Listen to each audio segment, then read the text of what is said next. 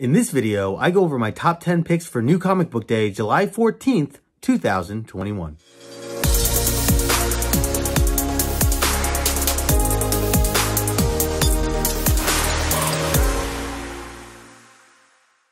What's going on, guys? Justin here, aka No Good Comics, and welcome back to the channel. This is the show where I go over my top 10 picks for New Comic Book Day, coming up July 14th, 2021. So if you are here for that, if you're looking forward to the new books that are coming out next week, make sure you smash that like button, subscribe to the channel if you are new, and if you're here in the premiere right now, the live premiere, I appreciate you taking the time to do so. Welcome, welcome, welcome. Always appreciate the support. Make sure you leave a comment in the comment section below. Let me know what you think of this list as I go through it. And so I'm going to give you my top 10 of the books that I'm looking forward to most. You know, I always say that this is the best time to be reading comics. I have to say, overall, this was a lighter week. Usually it's a little harder for me to condense 10, but here I felt like I was trying to look for those extra books. So these few on the back end of this count are more of things that I might explore, things that I've either heard good things of, or even if I just like the artwork, which I'll let you know here. So let's dive into the top 10 here. So I'm starting off with number 10, and I'm going to go with Kanto. This is an IDW book. This is a series that has been, I mean, from what I've heard, amazing. I actually did read the first series of Kanto, really enjoyed it. There's been a lot out since, and I just haven't been able to keep up with a lot of it. I think it reads a little better in trade just in general, but this particular book I might buy just because of the fact that it is an issue 1. And I know they just came out with another one that was recent. Kanto, this is Kanto 3. Lionhearted. So yeah, I'm not very familiar otherwise with where the story is currently, and I'd love to know more details. If you're reading Kanto, let me know what your thoughts are. Like I said, I did like the first initial original like trade that Kanto had come out with, or for the original Kanto. Writer here, David M. Bauer.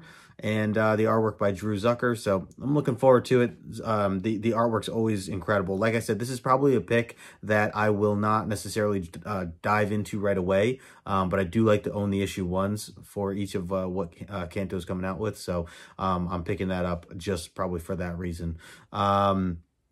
Let's see, going into number 9, I'm going to go with this book right here, Spare Parts. This book is in issue number 1. This is by Behemoth Comics, which I haven't really been buying too many books from Behemoth, although I know they've been, from what I've heard, putting out some really good stories, really good issues. So this one, I mean, a lot of their stuff's darker, that's for sure. And this particular book, Spare Parts, I was just reading the little introduction to it. Basically says it is about a group of women who get lost on a random dirt road, and a tow truck driver arrives and tows them to his junkyard. Everything seems normal until they wake up with weapons for limbs and are thrown into a fight for their lives. That sounds wicked. So I'm all on board for seeing what the heck this story is about, this book is about, just hearing from that. So the writer, Svet Roskov, don't really know too much about Svet, and David Murdoch, don't know too much about him either. But yeah, I'm gonna give this a go. So this is my number 9 pick on the week. Like I said earlier, I do like to try to buy issue number 1s, especially of indie titles. So this will be on my list for sure, probably to buy physically. Let's see, number 8 on the list, I'm going to go with the Cimmerian, the Man-Eaters of Zambola. These books right here are all taken from the old writings of Robert E. Howard. So it lists here Robert E. Howard as the writer. These are from like the old books years ago, and basically the whole angle that Ablaze is doing, this is by Ablaze, the publisher.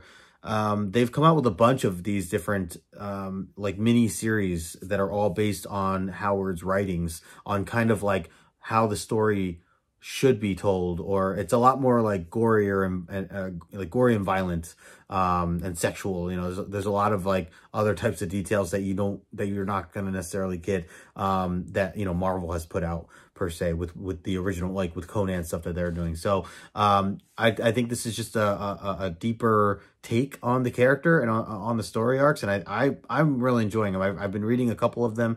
So again, this kind of starts another little mini series of that. So it's another issue 1. Beautiful artwork from what I've seen in the past, and I think, let's see, for here the artwork. At least for the interior list name is Guess, Gess. I don't know much about Guess. Is that like Prince? Just like one name? I don't know.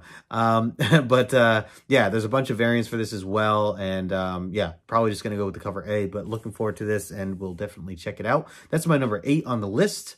Let's see, number 7. And I'm trying to run through some of this stuff because I'm recording this a little later than I normally do. Let's see, number 7 on my list is The Silver Coin, issue number 4. So I read the first issue. I thought it was pretty good.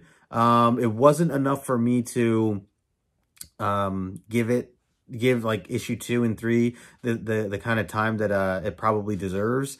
What I like about the concept of this is that well, it's a horror book. If you guys don't know, it's about this like possessed coin, this literal silver coin that kind of travels through different eras, and different characters are introduced, and different writers take on each and every issue. And so the reason that this particular issue is on my list is because the writer for this issue number 4 for Silver Coin is Jeff Lemire. And if you guys don't know how I feel about Jeff Lemire's work, I'm obsessed.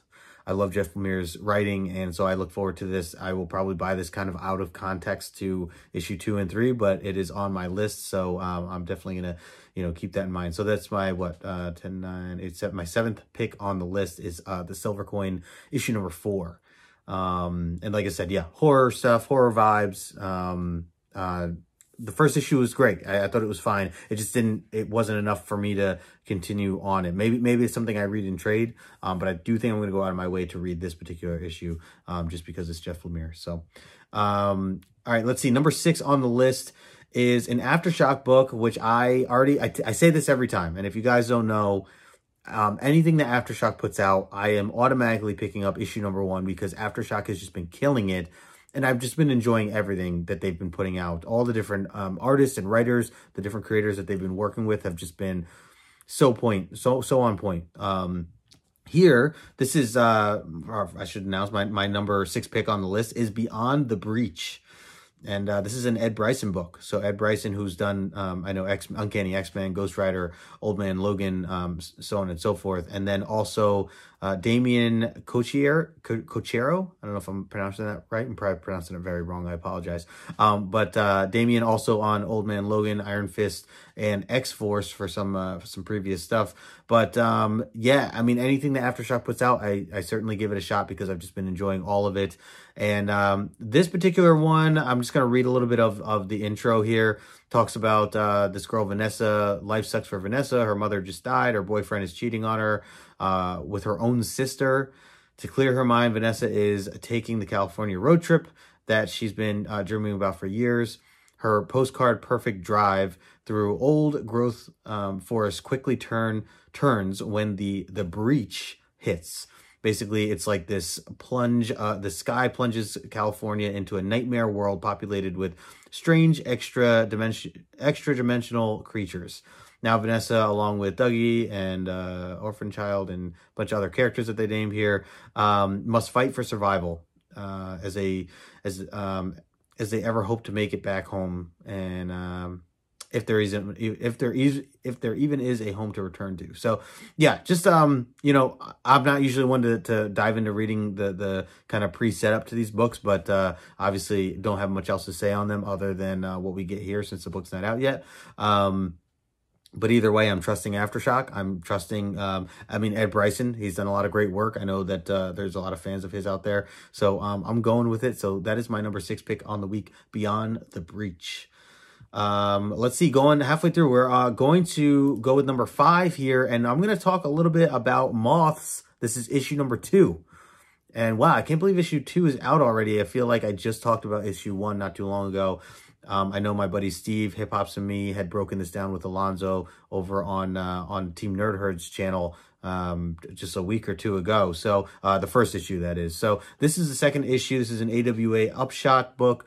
And let's see, the writer Michael Straczynski and Mike Choi doing the artwork. A really unique story, a really unique concept, I guess you could say. Basically, the first issue kind of starts out with the idea that people in this world, some people in this world are born with abilities, superpowers, essentially. The thing is, you can't have access to them, or you have to make a decision when you want to have access to those powers. And the catch is when you basically agree that you want to unlock your powers. They had a phrase for that. I can't remember the phrase, but when you agree that you want to unlock your powers and use them in the world, you then only have 6 months to live. So it's an interesting thought process to go through, especially with the main character who essentially wants to do great in the world. And there was just this disaster of a disease that went around. It was killing people, and, you know, the world's kind of in a bad shape right now. And so this individual wants to do good and bring good to the world. And she thinks that if she turns on her power, that what she can do in 6 months is going to, you know, truly help the world in some way and make it a more beautiful place. But it's interesting because in the first issue, there is a nurse who's like checking her and explaining, you know, hey, before you do this, you know, this is a very big deal.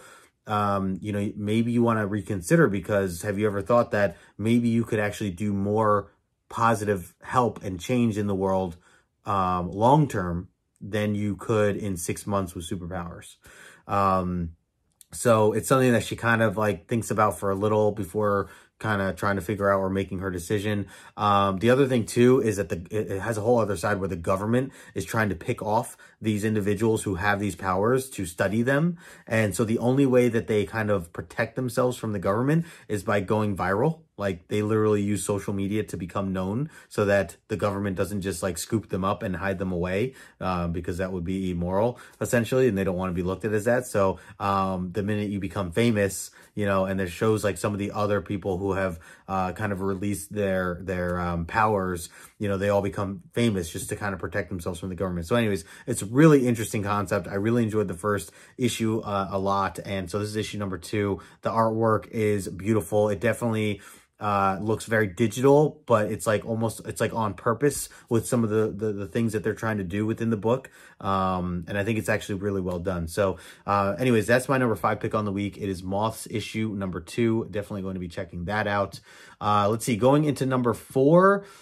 This is close, and I say this every time, like these top 4, they all could kind of be intertwined, you know, changed around in order. But my number 4 pick that I'm going to go with here, I'm going to place The Joker issue number 5 as my number 4 pick. This is a DC book that I have been loving. I've been really, really enjoying it. James Tynion, he's just been killing it. I just did a 750 subscriber giveaway where I asked people to mention some of their favorite writers and their favorite artists, and James Tynion was up there for a majority of people, including myself, you know, when I was breaking down kind of who I would pick for 2021, I should, you know, mention or clarify. And James Tynion has just been putting out home run after home run after home run. So this is just another one of those cases. I think we're going to close out like one of the story arc, the beginning, you know, the story arc of these first 5 issues. I joke and say that this is more of a Jim Gordon book. It should be called Gordon, not Joker, because a lot of it does tie into that. Although we are now seeing a little bit more of the introduction of where this is going with Jim Gordon versus the Joker. Essentially, the beginning of this whole story arc is that Jim is offered a large amount of money to essentially take the Joker out once and for all, to actually kill him. And Jim's always kind of been the character to not go that extra mile, but you know, do what's right in a sense. But here he's really considering it because he knows how much this money that was offered to him can help him, his family, what it can do for you know, for his daughter and so on and so forth. So but it's interesting because he's trying to get Batman kind of on his side, but without Batman knowing, because he knows Batman wouldn't, you know, necessarily let him do, you know, finish out the rest of the mission. So anyways, that's a little bit, you know, a bit of a glimpse in the first issue, but really, really enjoying this overall. If you guys are not reading Joker, I do recommend it. And maybe this is the perfect time to jump in. Now that 5, I believe, closes out the first story arc, you can just kind of binge 1 through 5 right away. Matthew Rosenberg doing the artwork. It's beautiful stuff. Been really enjoying it. So looking forward to that as well. So yeah, oh, I see, I'm looking through now. I actually see there's a couple writers involved with this, at least this particular issue. So I don't know What, I don't know. Oh, and I should say the artist too. So the cover art here is Guillaume Marc, which I didn't know was pronounced like that until Steve had mentioned it. So shout out to you, Steve, for letting me know. But so Guillaume Marc has been doing a really good job with the previous issues to Joker as well. So, you know, Rosenberg joining, Francisco Francavilla is also joining in, and like I said, for the writers, I see Sam Johns is also on here, and Sweeney Boo is listed here as well, apparently. So a couple different creative teams. I'm assuming that this is going to be a bigger issue. Like I said, it's closing out the end of a story arc, so we'll see where this goes. But that is a really badass cover you can see there of Joker, and I've been enjoying this so much. So that's my number 4 pick, Joker issue number 5. If you aren't reading it, highly recommend it. Okay, number 3 on the list, I am gonna go with Bunny Mask issue number 2. And man, this was a wild book. This the first issue that came out. And I believe this is an Aftershock book, by the way. So again, kind of going along the path of anything Aftershock puts out, give it a shot, especially if you're into the horror genre of comics. This is definitely a creepy horror type book. So Bunny and Mask, it kind of left off with, I don't even know how to describe some of the details to this.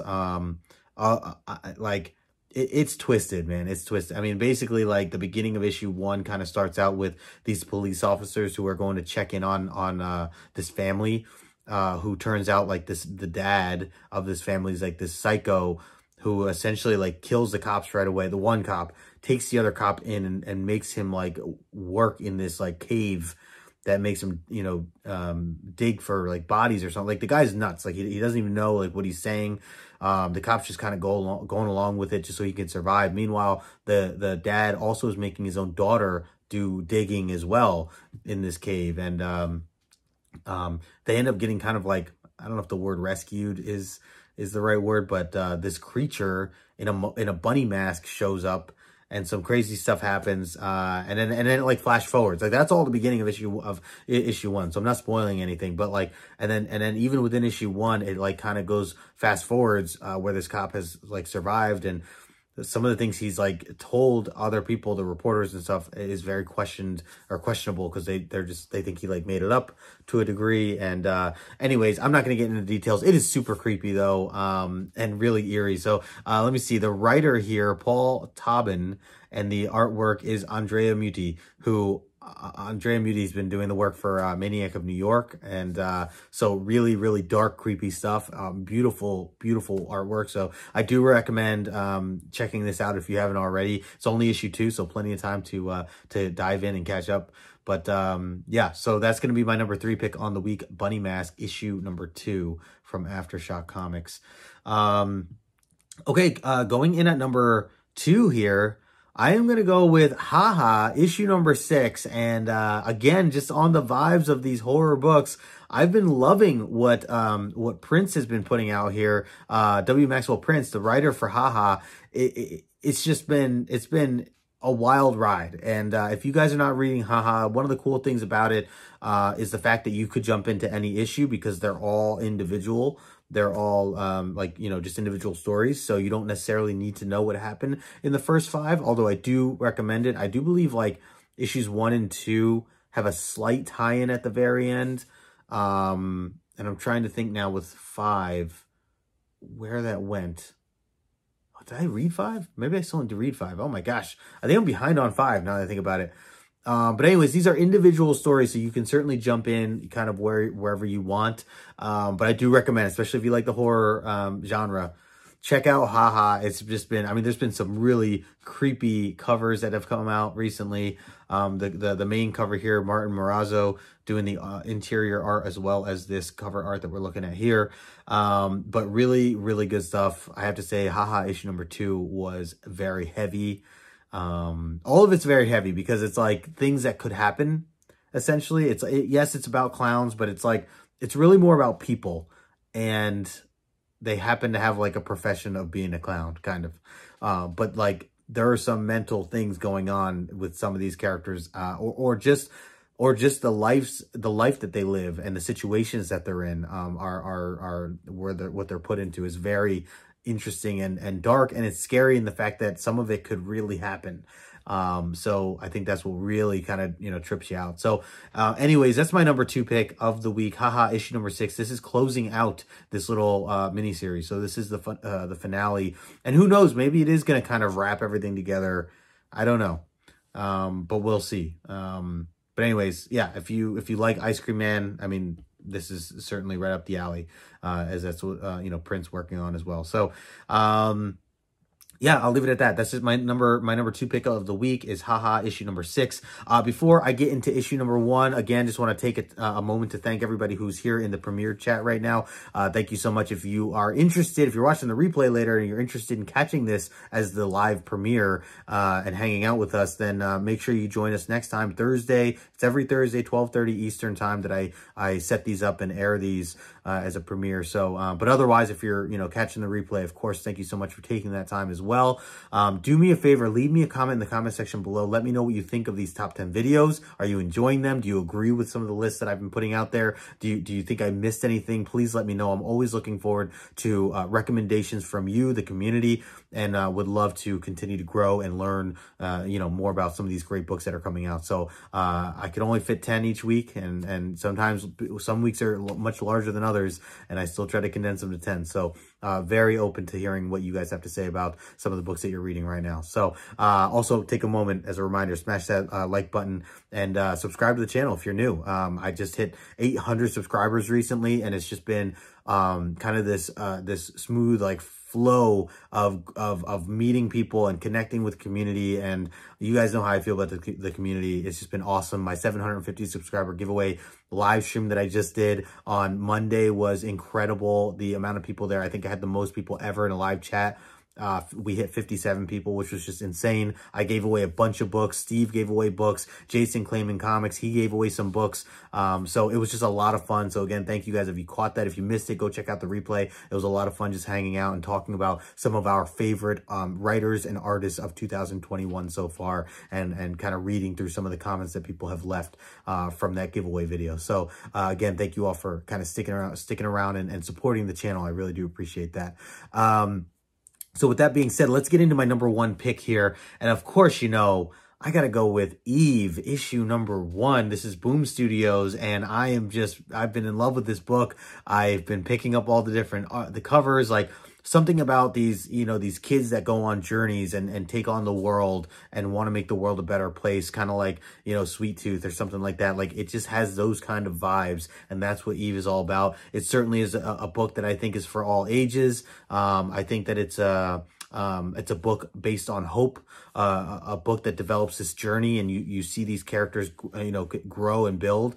Another one I was thinking of before was We Live, you know, that kind of vibe of like these kids taking on the world and trying to be, and being the heroes, not trying, but being the heroes of their story and of their adventure. And that's the vibe that I get from Eve. So, this is only issue 3 so far that's been out. Victor LaValle, he's been doing a tremendous job, really enjoying it. The artist, Joe Ming Young, is doing a great job as well. Looking at just some of the cover art here, it's a little bit of a different cover art here.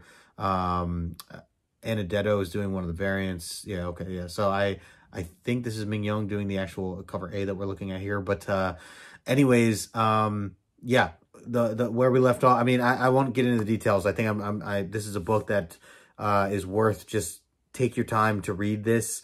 You know, it's basically kind of starts in this adventure of this young girl who's 11 years old, who thinks she knows that the world is what she's kind of grown up for it to be. And it turns out that she was very wrong, that she actually wakes up into the real world after this whole time being like on this machine kind of thing, kind of like the Matrix. And she discovers that the world was actually kind of destroyed to some degree. And she's only left with this robot who is there to kind of guide her through what mission has been given to her by her dad, who needs rescuing. And also now she is set on this mission to essentially save the world, or fix the world, I should say. So just again, the book has a lot of heart. It's still very early on in this series, so I'm looking forward to seeing where this kind of goes from where it's left off so far. It's only issue 3, so you have plenty of time to catch up if you missed issue 1 and 2. I highly recommend taking some time, checking that out. I think Eve might have even come out with a reprint already for issue 1, so, you know, I think it's pretty manageable to pick up if you missed out on it.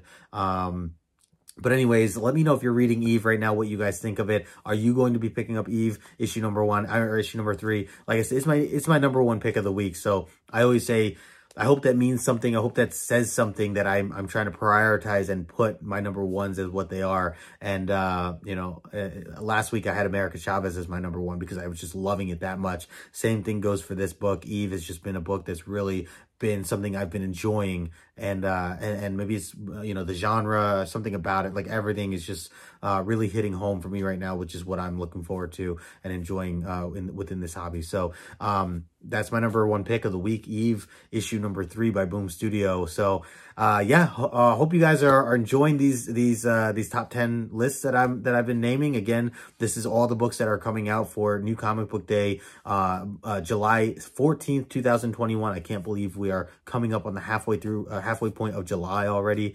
It's just been insane. It's been crazy. So anyways, I'm up to 25 minutes on here. I'm going to try to trim this down, but thank you all so much for hanging out in the chat. If you're here right now in the live stream, premiered stream, and if not, if you're catching this replay again, thank you for taking the time to do so. Make sure you smash that thumbs up. Make sure you subscribe to the channel if you are new, and drop a comment below. Let me know what I missed. Let me know if you agree with this list. I'd love to hear from you. But until next time, I will talk to you later.